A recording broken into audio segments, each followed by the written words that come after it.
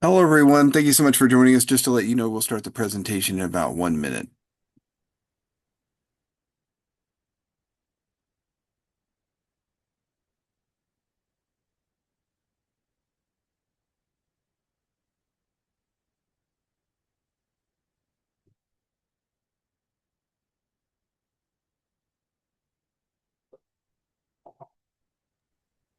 Hello, everyone. Once again, thank you so much for joining us. Just to let you know, we'll start the presentation in about 30 seconds.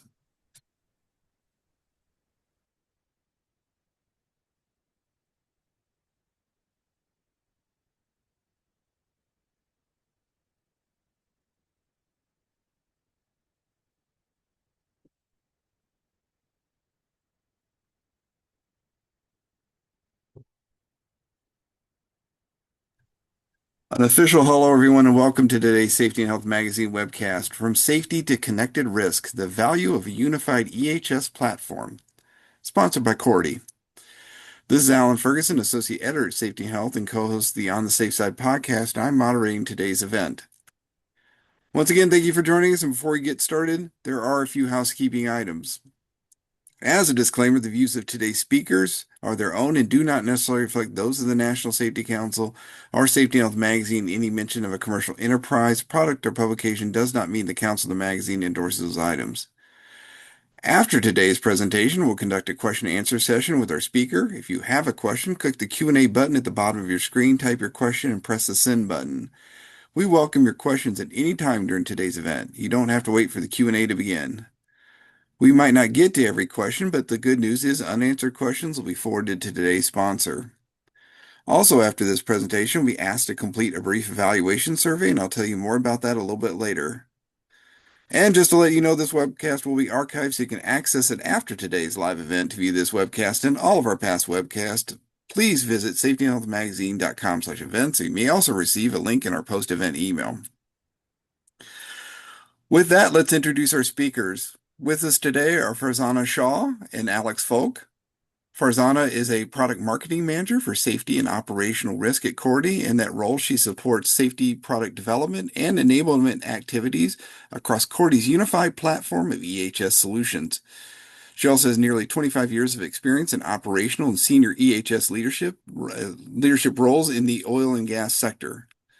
Additionally, Farzhana has a Canadian Professional Engineering designation. Alex is a solutions consulting manager at Cority. His roles with the organization have included implementation consulting and strategic solutions. During that time, he's guided clients through project planning and delivered tailored implementation approaches. Alex has more than a decade of EHS experience, namely managing safety and health programs for global manufacturing companies. He's also a certified safety professional. Again, we thank you all for tuning in to this presentation. Farzhana, whenever you're ready, go ahead and take it away. Excellent. Great. Thank you, Alan. So good morning or good afternoon, depending on where you're joining from, and welcome everyone. So just before we get started, I also just want to say thank you for being here. I know how full calendars are, especially for people working in EH&S and operations. So we really appreciate you carving out the time to be with us. So what we want to talk about today actually starts with a pretty simple observation that most serious EHS risks don't show up all at once. They don't announce themselves. They build quietly across your incident reports, across near misses, across health complaints, environmental conditions, or even contractor activity.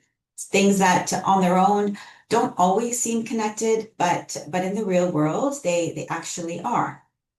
The challenge, though, is that a lot of that information still lives in separate systems, separate processes, and sometimes even in separate teams. And then when that happens, patterns are going to stay hidden, often until something goes wrong. So today is really about that shift that many safety leaders like you may already be feeling. It's a shift from managing safety as its own function to thinking about risk as something that cuts across your entire organization. And just to set an expectation up front, this isn't a session about ripping out your current digital system or chasing the latest technology trend. It's all about visibility. It's about what changes when the data that you already have starts to come together. So by the end of our time today, the goal isn't for you to walk away thinking that you need to change everything. It's that you walk away thinking about where your blind spots are and then seeing a path forward.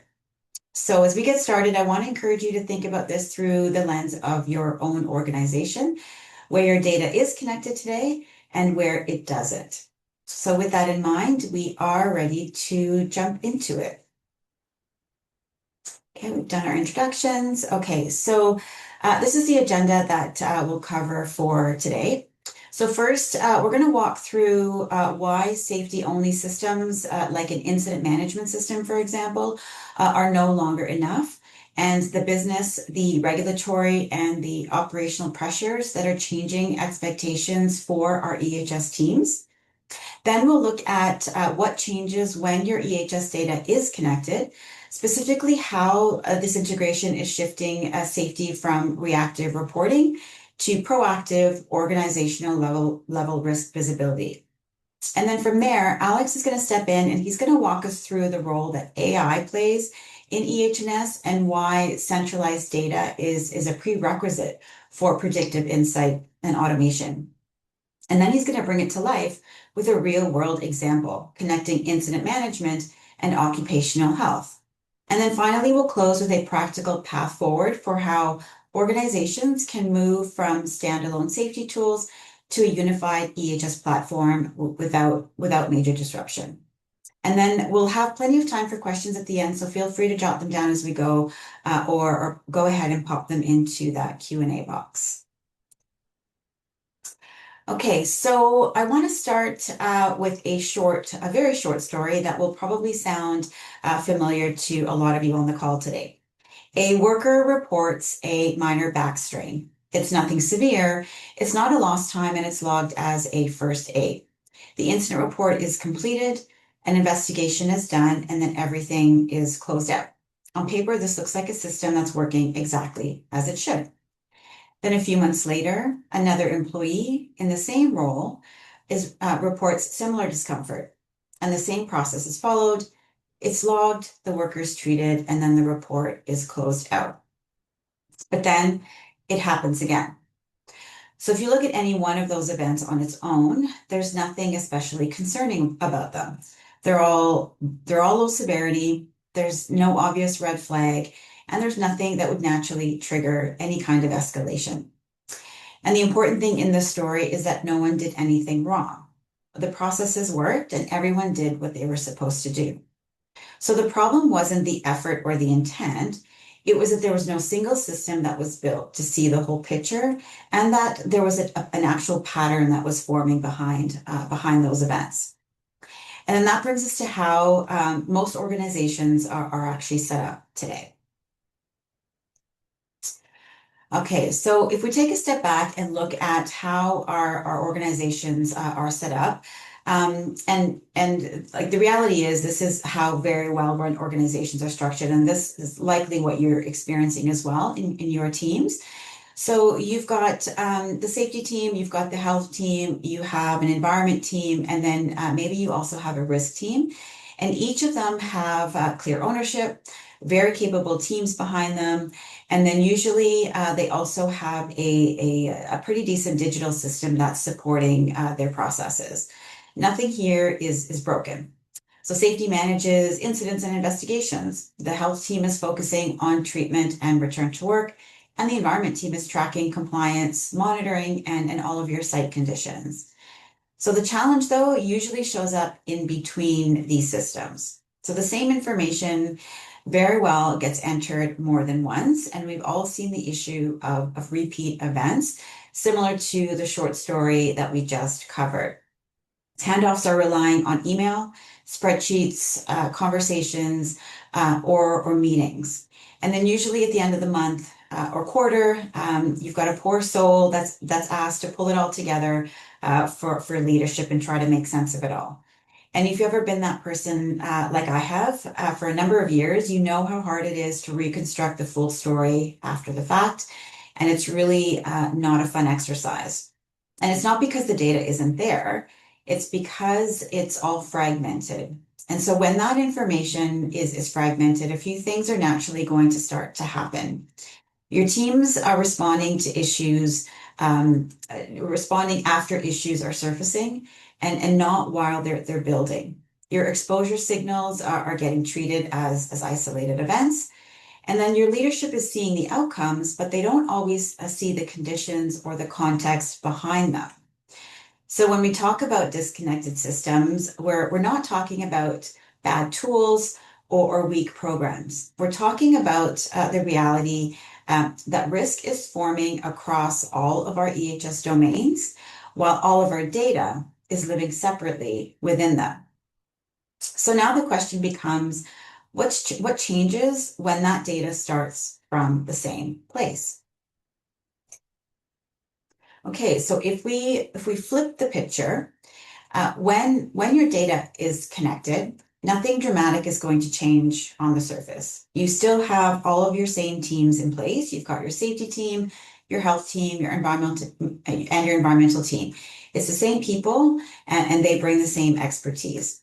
But what changes is the context. So instead of information being stitched together later or after the fact, it actually starts up connected right from the beginning. So an incident, a symptom, an exposure, or a task are all linked together behind the scenes. And then that one change will unlock very practical benefits for your teams. Safety is now going to see patterns instead of chasing individual reports or records. The health team can now recognize repeat symptoms across roles or locations. And environmental data stops being something that you look at once a year and starts acting like early warning. But to be very clear, we're not talking about creating a massive or huge dashboard that everyone has to monitor, and then the EHS teams are stuck with maintaining them. And it's also not about forcing teams to work the same way. It's about starting from a single source of truth. So everyone is making decisions with the same picture and the same context in front of them. So when your data is connected, teams can stop reacting to individual reports and start seeing your risk in context. And then for a long time, so that level of visibility was really enough to justify this integration that we're talking about on its own. And it absolutely is the necessary goal that we all need to have. But today, it's actually not quite the finish line that we're chasing. Because the expectation to see risk early isn't just coming from within our teams anymore. And you'll see that as we move into this conversation. So just diving deeper into that point. So up until now, we've been really talking about internal benefits, things like the single source of truth for our teams that are going to give us earlier intervention and better visibility across our EHS teams. And for most of us, those benefits are significant on their own. But this is the point where this connected data stops being a nice to have and starts to become a real non-negotiable because the expectations around us have changed and they're changing quite significantly outside of our EHS organizations. So regulators now and investigators are looking beyond these individual incidents and they're asking questions like, were there earlier signals? Or were there patterns that should have actually been visible that we should have been able to see? And then at the same time, the amount and volume of data coming into EHS is going to keep growing. So near misses, inspections, audits, exposure data, health indicators, or contractor activity. We know that information is nothing new, and the volume will grow. But what is new is the expectation that organizations are going to have to see across all of them in real time and not review everything one system or one data point at a time. So maybe you're already feeling this shift in your own leadership conversations, and maybe your leaders are now asking where the risk is actually building right now, or are we seeing the same issues show up across our sites or across our roles, or if something happened tomorrow, could we show that we had the visibility we needed to intervene? So this is a shift that many of us are feeling. It's not the pressure to do more, but it's really the pressure to see things sooner and be able to act on issues. And then once the data is connected and visible, the natural next question becomes, so how do we actually spot those patterns fast enough to act on them? And that's where AI comes in. So AI is not a shortcut, and it's not a replacement for good EHS practice, but it's something that only works because the data is already connected. So with that, I'm going to hand it over to Alex now, and he's going to show us what all of that can look like in practice. So over to you, Alex. Great. Thanks, Farzhana. So hi, everyone. Looking forward to our conversation today. Like Farzhana had said, we're going to take a look at how AI can really help and what its role is in a unified system. So far, we've talked about why integration and why consolidation matter and what a connected EHS platform could look like. So now let's talk about what becomes possible when that consolidation and that foundation is in place. And that's where AI comes in, and not really as a bolt-on feature necessarily, but we really want to make sure that it's a capability that's really embedded into your workflows, and that only works when it only provides value when your data is unified. So that's a crucial point here. So think about it this way: good and well-governed AI doesn't just create insight out of thin air; it amplifies what's already there. So when your incidents and your health data and your exposure data, job role data, audit findings, when all those are connected, that's really where AI can see across all that simultaneously and find patterns that potentially a human could not catch, and definitely not catch at scale for a global organization. So what you see here on the screen is how we would structure this across going to be 4 stages. So we'll walk through each of these together here. So the first one, detect. So again, that's the first thing that AI does. It's going to surface signals that are hiding in your data. So a cluster of near misses in a specific department, as an example, or a pattern of symptoms that correlate for a particular chemical exposure.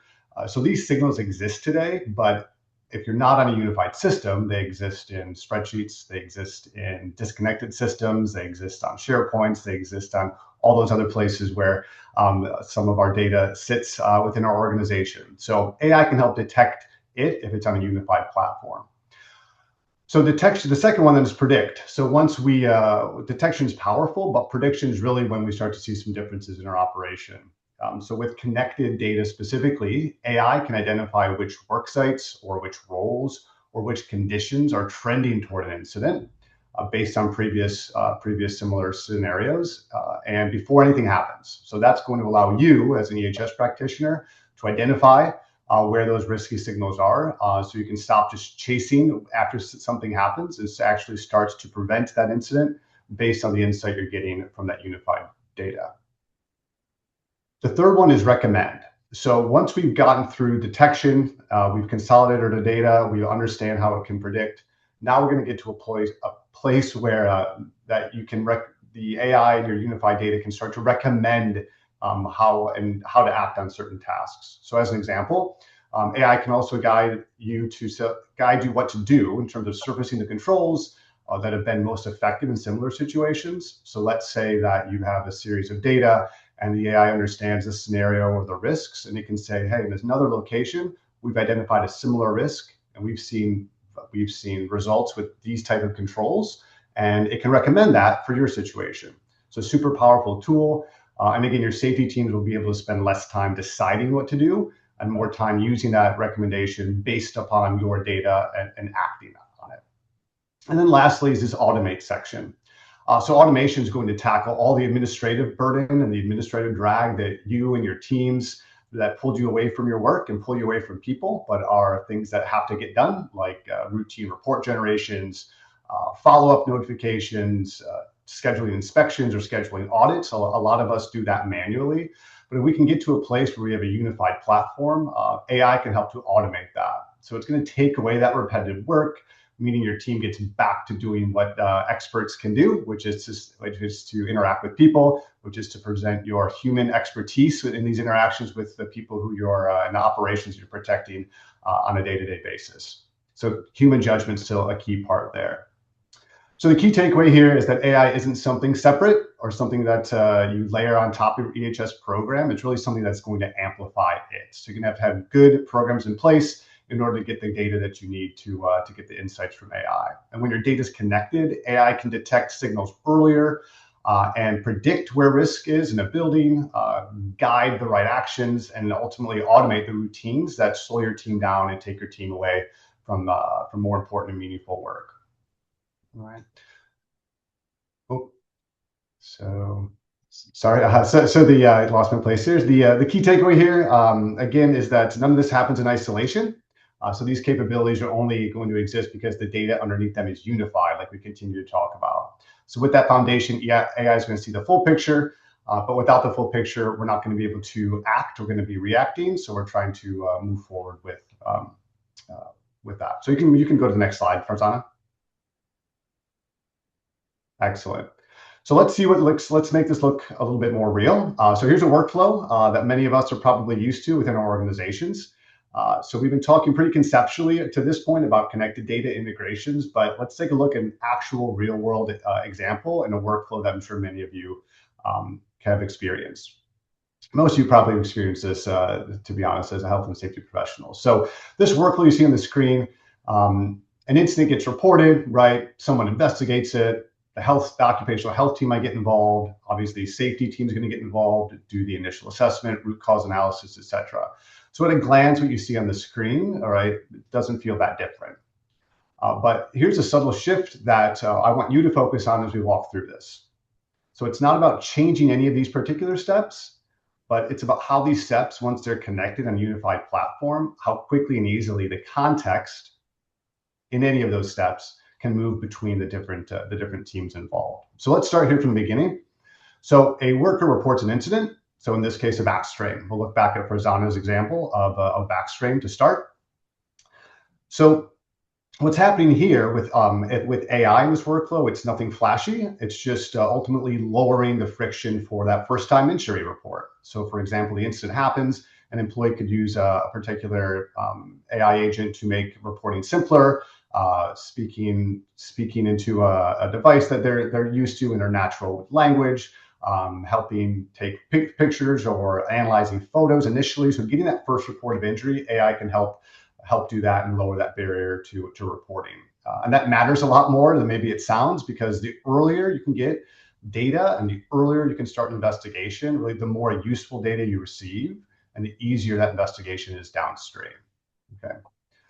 So here's where things start to change a little bit. So instead of that report just sitting in safety system, waiting for someone to pick it up, the health case in this workflow is created automatically, right away. No handoff, no email, no, hey, Alex, can you come down here and take a look at this, right? Everything's on a unified platform. Everything happens automatically. And as soon as an incident's reported, in this example, an occupational health team is notified, and the data is shared between those two very important stakeholders in this investigation. All right. So when the clinician gets involved, and they're not just piecing things together after the fact, they have the context of the initial report of injury, they understand what happened, who did it happen to, what department he or she works in, and they have all this information directly from that first report of injury. So again, minimizing time they need to spend asking the same questions, duplicate data entry into a different system. The clinician has all the data that they need in order to render the care for the individual that they need. So that's a huge value.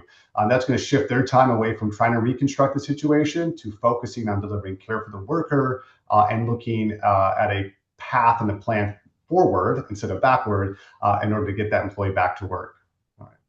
So as we move through this workflow, then we're going to get into some modified work gets assigned.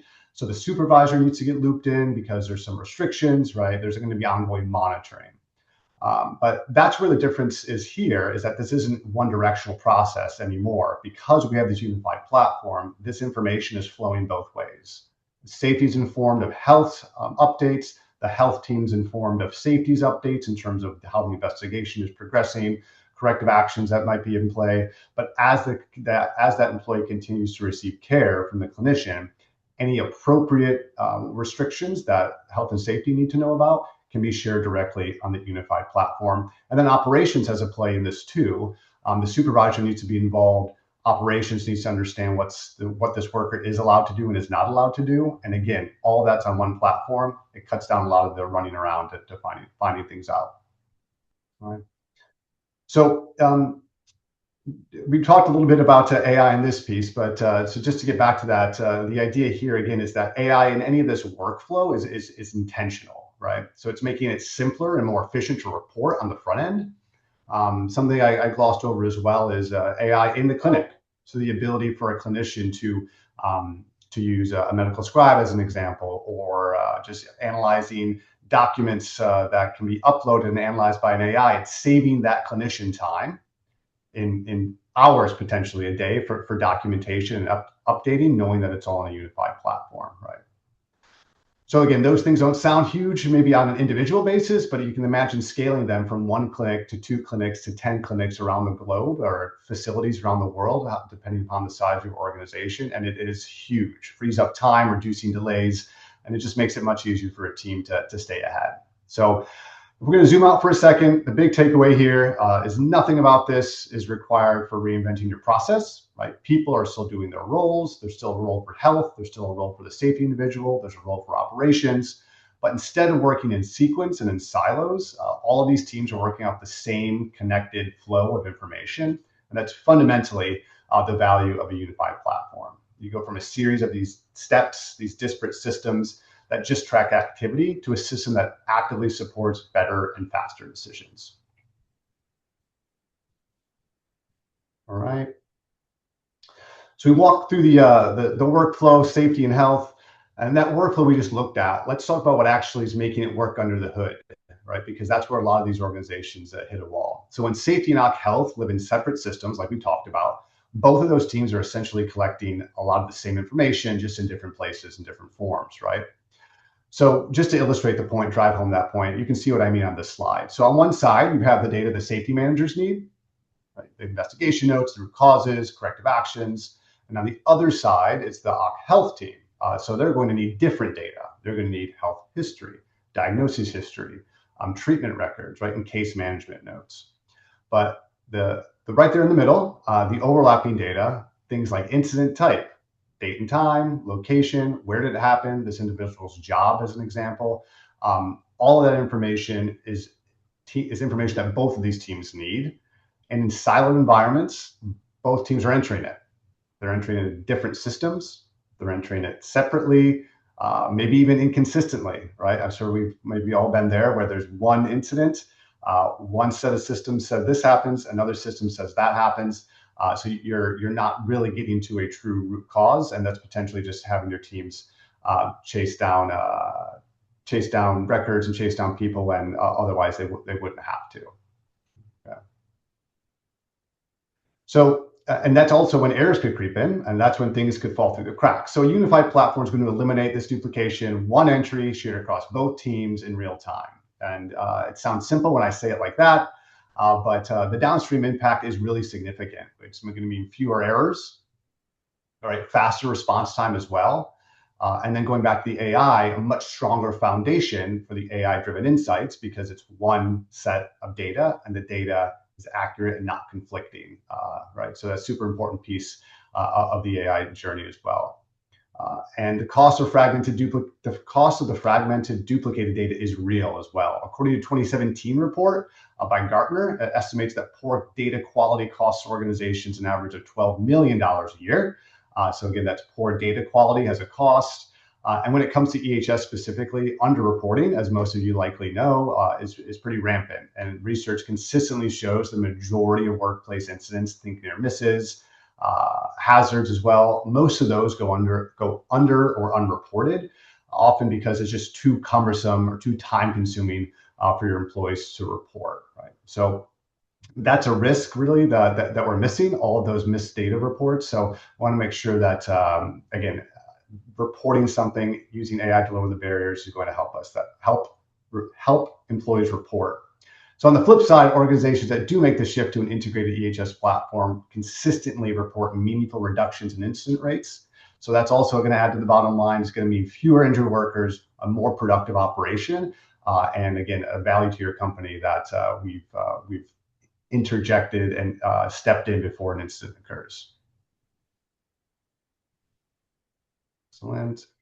And yeah, so that was just one example. So we talked about, again, the back strain, the health and safety example, I think a very natural connection. But the same principle applies across all of your EHS programs. And that's what we're illustrating here in this slide. So when you connect safety and environmental, for example, the environmental events, they can automatically trigger safety workflows. So think about a spill that also has an injury in it, as an example. So you're not having to wait for someone to manually flag a crossover issue and report it into the environmental bucket or system and report it into the safety system. It just happens. It's in one system, and you're able to track that there. And your compliance is going to get faster too as a result. So that's the environmental and safety piece. When safety is connected to risk, as an example, every instance is going to continuously be informing your risk register. So instead of a risk register that's on the shelf, it gets updated once a year, once a quarter. You've got something that's actually current and it's adaptive to what's actually happening in the ground. So that's the safety and risk connection there. And then lastly on this slide, when you bring it all together under unified analytics, so that's safety, that's health, environmental and risk, that your leadership, operations leadership, safety leadership, they get one view of operational risk across the entire platform. So value to them, it's not 4 different dashboards they need to identify risks. It's not a weekly report that they're waiting for. It's one view, real time, because we have that unified data. And the theme here is the same across all of these, right? Connection creates clarity. And again, when clarity is what allows us to move faster and to not react, but actually prevent if we have the right data. Right. Great. So by this point, you're probably asking yourself, all right, so how can we, or how can I, at my organization, how can we make this happen with our data and with our organization? And that's a question I get a lot in my role in solutions consulting, as mentioned earlier, helping organizations plan deployments, plan change management, right? This is a very fundamental question. It's like, how do we actually get started? And the honest answer is you don't have to do it all at once. Right? Most organizations cannot do it all at once. There's many tasks and effort that needs to go into any digital rollout of a new platform. So the fact that organizations struggle, the ones that struggle the most are usually the ones that try to do too much too quickly. They're trying to roll out 8 things at once. They have not considered change management, so that doesn't typically lead to success. So what typically leads to success is what you see on the screen here. It's a phased approach, right? So think about this less than a huge transformation project, a big bang project, and it's really a progression, right? So you're not replacing everything. Let's start with that. And you're not disrupting what's actually working in your organization. You're just starting to connect pieces and starting to do it in a more intentional way with the end goal of having a unified platform, which then again AI can then enhance that once we all have all of our data on a single platform. But the first step here is assess and plan. So the first step is really thinking about where are we now, getting your bearings, kind of doing a self-assessment, some reflection. Where does all of our data live today? So kind of a data mapping exercise. What systems and processes are working well? Right? It's going to be different. All of this is going to be different for different organizations. But more importantly, in that assessment, you'll understand where are our biggest gaps in terms of data visibility, or friction points in terms of maybe people not participating in a program or locations not participating in a program. So because not every integration or every system consolidation project delivers value in the same way, some connections will immediately reduce manual work. So you will have some low-hanging fruit, some things you're like, we're going to do this, and you'll immediately avoid duplicate work, and that's great, right? So you want to make sure you can get that low-hanging fruit and quickly add value to your organization. But this step is really about being intentional and targeted and finding those high-impact connection points between your different solution areas, occupational health, environmental health, operations, instead of trying to map all of that at day one. Right? So assess where you are, where does your data live? That's going to be the first step.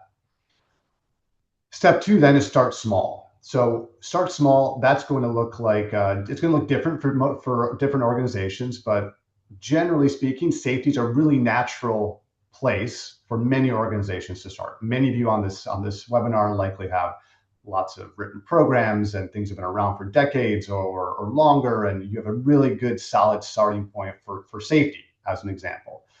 And if that's the case, that means you likely have a centralized location where safety data lives. And instead of expanding into everything at once, let's do something that connects to safety as your first step. So occupational health, like we talked about earlier, a logical adjacent domain that is a great place to start this unified journey. For other organizations, it might be risk. Maybe you don't have a lot of occupational health exposures and need for that type of workflow, but maybe you have a risk department or people who are a very robust risk program. So is your risk program in the same place as your safety program? And if not, that's another logical first starting point. And then again, for other organizations, it might be environmental data. So the point here is starting small. And then once you do have those initial connections, you really start to understand really how to start, how your teams work, and then how we can build on that, which is the third one. So we started small. Once we started small, let's talk about how we would build momentum, right? And again, think about this as change management.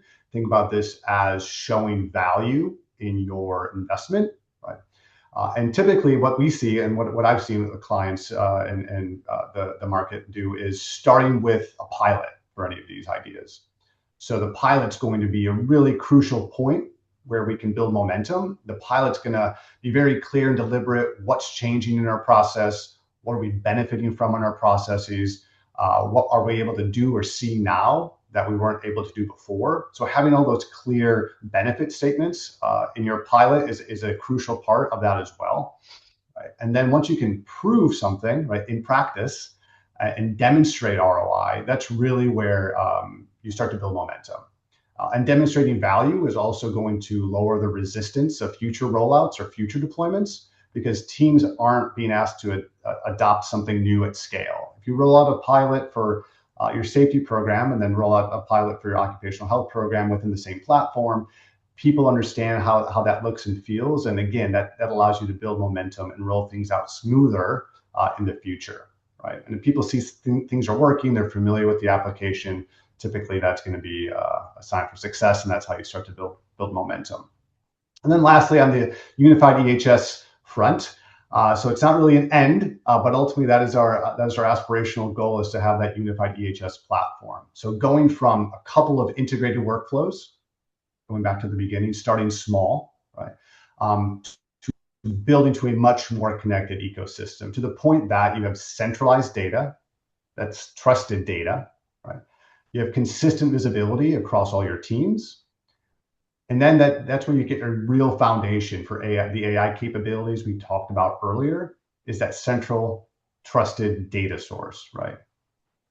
Again, like I mentioned before, the important thing is this is not the finish line, because once you reach this stage, a unified EHS stage, there's always continuous improvement. You're going to want to get feedback from your users, what's working, what's not. So that continuous feedback loop ensures that you continue to get high user adoption, which means that people will continue to use the solution. You'll continue to get the data that you need, but you're always refining. You're always adding additional signals, always adding adjacent workflows, and that's really when you start to be able to identify risks. So to wrap this piece up, if there's just one takeaway from this, it's that integration and system consolidation, they don't have to be disruptive. Right? In fact, they shouldn't be. You don't need to have a massive transformation program. You don't need to rip and replace systems, especially ones that are working. You just need to have a clear starting point, I would say a realistic deployment plan, and then that's going to help you build momentum over time. And like I mentioned before too, once that value becomes visible, once people and leaders can see that there's ROI, that there's return on that investment they've created, that your users' lives are easier, they're more efficient, then expansion and system consolidation at that point just becomes much more easier to achieve. And Farzhana, I think that's back to you. Yeah, awesome. That was great. Thank you, Alex. Okay, so we are nearing the end. We are wrapping up our session today. So just before we do, we just wanted to step back and pull together a summary of everything that you've heard and everything that we've talked about. So there's Going to be a bit of reinforcement of some of the message you've heard. We want to make sure that our message was relayed clearly.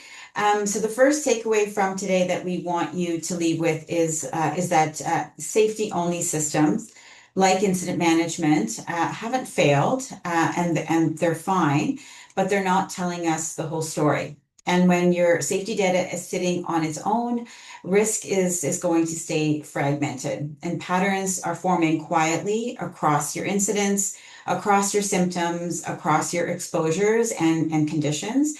And then we're usually only recognize them after something bad has happened.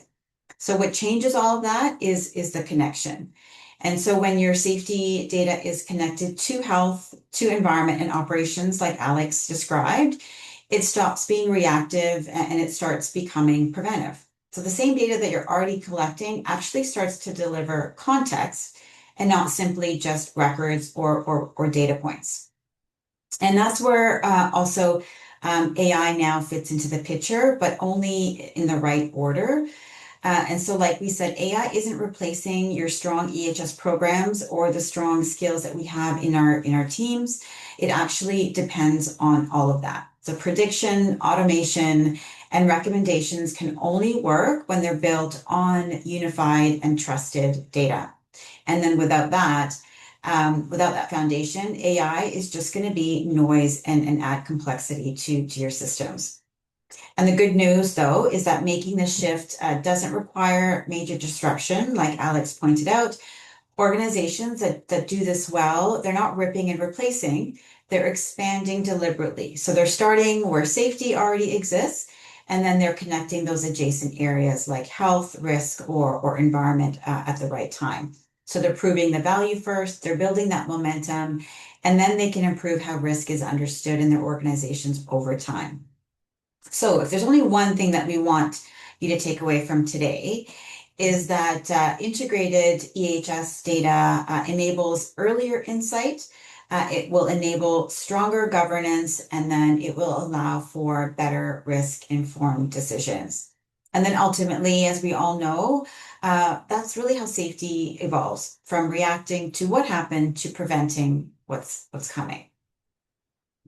So that takes us to close. I think we're about ready to open it up.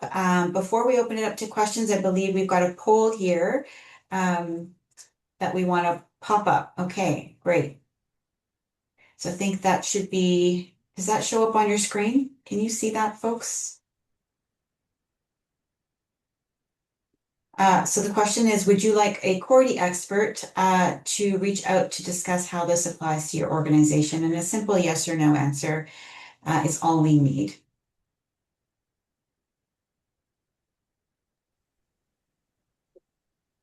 Yeah, while that's going on, I want to thank you both for this insightful presentation. And before we start the Q&A, we want to remind everyone of the evaluation survey we're asking you to complete. The survey will open in a different screen after this webinar, and your input is important because it does help us improve our future webcast. And as a reminder to our attendees, if you'd like to ask a question, feel free to click the Q&A button at the bottom of your screen, type your question, press the send button. And again, if we don't get to your questions, all unanswered questions we forwarded to our sponsor. Yeah, I think there was, I don't know if there was a question about, I think it was the use case. There was a clinical Yeah, encounters and what to do if an employee wants to go to their own doctor. sure. Yeah, I can take that one. Yeah. Always I think, a challenge that many organizations face. So with that specifically, the clinical encounters, the question here is what to do if an employee wants to go to their own doctor?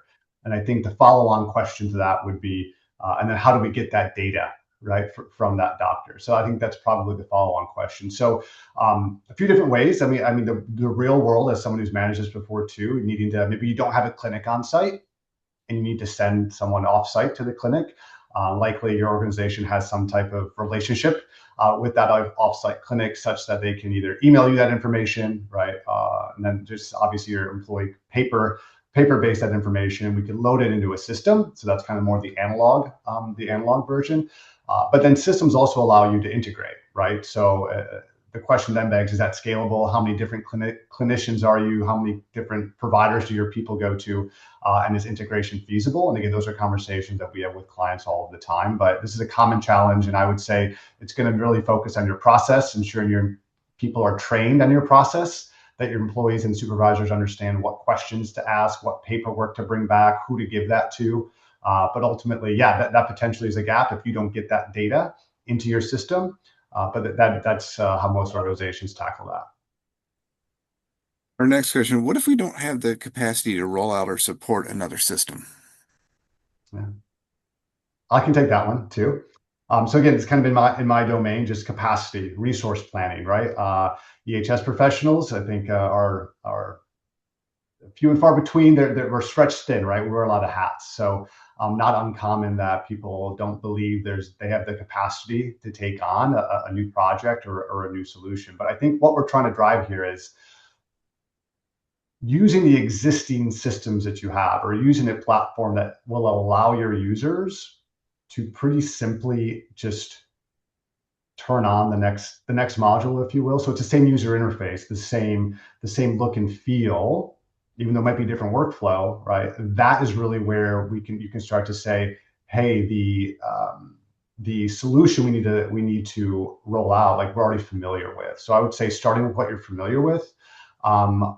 Other things around capacity, not having the capacity to roll out another solution. It's going to be understanding from kind of operations as well. Are there any other competing priorities, and putting in place a good change management, I think, or a change management plan to ensure that you have the right IT resources, the right EHS resources to roll something out. So, but yeah, ultimately, I think the goal here we're trying to make is that system consolidation ultimately does save time and ultimately does increase capacity. It's just that initial time you're going to need to dedicate to getting your workflows assessed, like I talked about earlier, assessing where you are, and then building small from there. Again, as a reminder, if you like to ask a question, click the Q&A button at the bottom of your screen, type your question, and please press the send button. Next question, how does connected data actually help with prevention and not just with reporting? You want to take that one, Farzhana, or? You want to start? I'll tag on. Yeah, go ahead. Go ahead, and I'll tag on. All right. So again, it was, can you repeat it one more time, Alan? Sure. How does connected data actually help with prevention and not just reporting? Prevention, not just reporting. Right. So yeah, we talked about prevention. We talked about detection, right? Prevention, and prevention's really improves when you can see repeat signals, right? So a unified platform is going to allow you to see those repeat hotspots, if you will. So again, that ideally is going to allow you to intervene before something happens, as you're not just reporting it after the fact. So the idea here is if we can apply that same near miss, or that same scenario, and we know that there's other data points that align with time of day, work shift, type of work, right? The idea is that we're able to see all of that in a unified platform. So prevention then allows us to say, hey, I've seen these same scenarios, same data points. Likely an injury or an incident is going to happen. So let me step in and prevent that from happening. But Farzhana, I'm not sure if you had anything else to add. That's exactly right. So the point is, I would say that it just allows you to intervene sooner, right? So when your data is connected, like Alex is mentioning, you have the visibility to all of these data points. And instead of waiting for, traditionally what we were doing is waiting until the end of a month, creating stewardship reports and PowerPoint presentations, and then, presenting those to leadership on a monthly or quarterly basis, and then, waiting for that cycle to try to figure out what the story is. That's because someone's just trying to stitch together information to try to come up with a trend or a story. When your data is already starting out from the same place, then you have the ability, with AI features as well, to leverage all of that connected data, and then intervene much quicker to help with that prevention activity. So you're not waiting to prevent, you're actually doing it in real time because you have that data readily available. So I strongly believe that this connection really does significantly contribute to preventing serious events in our EHS world. So yeah. I do have Thanks. a question. How would either system connect to alert to a trend? Either system. So yeah, I can try to take that. And then Farzhana, you can follow on as well. So how would either system connect? So assuming, let's just go back to systems, in this case, let's just say occupational health system and a safety system, going back to the examples that we're using. So how would they connect to alert to a trend? So ideally they're on one system, right? There are integration points as well, just from a technology perspective. But alerting to the trend. So we can do that in a few different ways. You could potentially either set certain thresholds, certain business rules, certain reminders, right? That if we see these type of scenarios, so the human can define that as well. But ultimately, there's also, I think, industry benchmarks and other aspects that you could point the system to say, all right, if this incident occurs, if this exposure is out there, then what is that outcome, right? So there's the ability to, and I would say, use your internal systems and set your own thresholds, but also refer to external benchmarks or external recommendations, right? To set those kind of notification thresholds as well. Yeah, I would agree. I think it just comes down to, in Cority, we call them business rules, and we can set those up internally if you've got your systems with us. Yeah. Yes, as a reminder again, if you'd like to ask a question, press the Q&A button at the bottom of your screen, type your question, and press the send button. Our next question, won't this just add complexity to EHS functions? Yeah, I can take that one. I would say I think what we were talking about really is the opposite of that. I think without it, you've got already complex systems and organizations, and your individual processes and systems are complex. And so the complexity is actually hidden in what you're trying to manage today in the spreadsheets, in your emails, and all of that data that's coming from these separate systems. And so again, it comes back to, someone's trying to stitch this all together, pulling information from all of these areas. And so the integration of these data points is actually, meant to simplify how the information goes back and forth from these different domains. And so in the example, that Alex showed between incident and occupational health, that was a really good example of showing how the information is seamlessly flowing from a safety incident to an occupational health record, and back and forth, where the supervisor also now has access to that information. So really, people are ultimately going to spend less time managing the actual data, and then more time managing the risk that's forming with all of these events that are occurring. So I think the goal here really is to simplify what you do, and to ensure that you're spending time on the right things. Yeah, as I put out one of the final calls for questions. Our next question, um, our incident process already works and we are happy with it. What problem does integration really solve for my team? Yeah, and I think a lot of people that we talk to, have the same sentiment where they're happy with their incident process, and like we mentioned today, like there's nothing wrong. Like, we're not saying anything is broken. What we're really saying is that, integration is really about solving the problem of individual records, and manually trying to figure out how to build a story behind all that. So also things like you're able to then manage and reduce duplicate incidents. Again, things that maybe should have been followed up with, don't get followed up with because someone missed providing information or data to another group that needed to take accountability for it.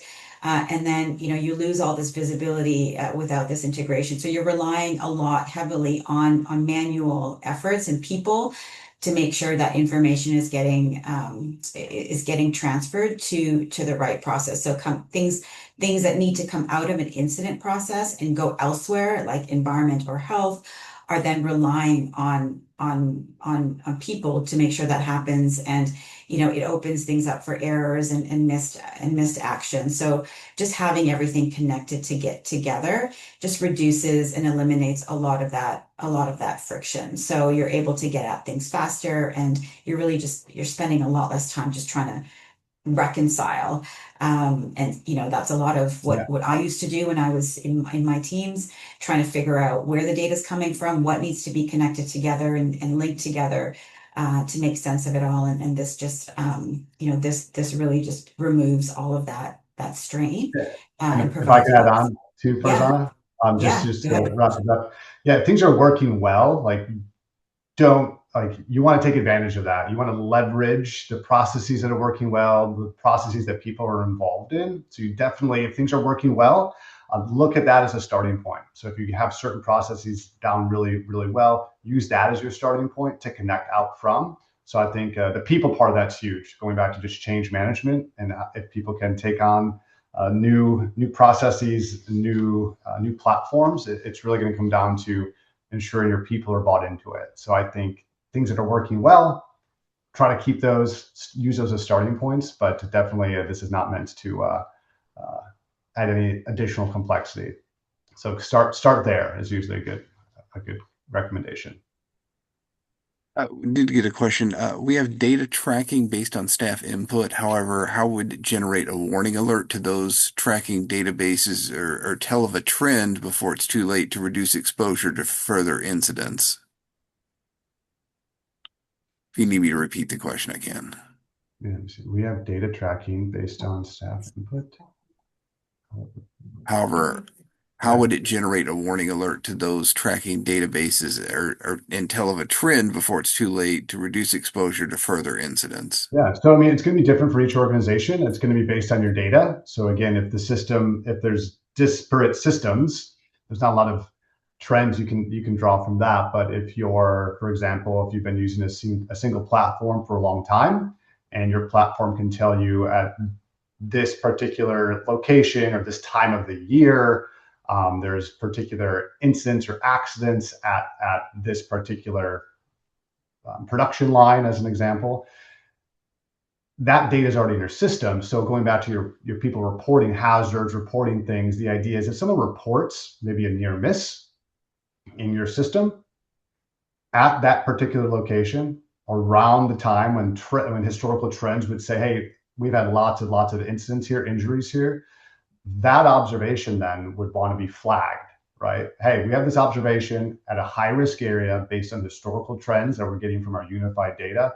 Let's investigate this further or more deeply than maybe we otherwise would based on those trends. But it all comes back to having data on one platform. And again, it's not going to make up insights out of thin air. All right. So it's not going to recommend things or trends that don't exist because it needs to have that data set to learn from. But yeah, ideally, it comes back to people are engaged in your reporting program, which sounds great, but it's connecting that data point to other data in your system that would allow you to intervene sooner. As we wrap up here, not to put you all on the spot, any final or closing thoughts? No, not for me. I appreciate everyone's time and attention, participation, listening to myself and Farzana. I think that's all I had to say. So I appreciate everyone's time today.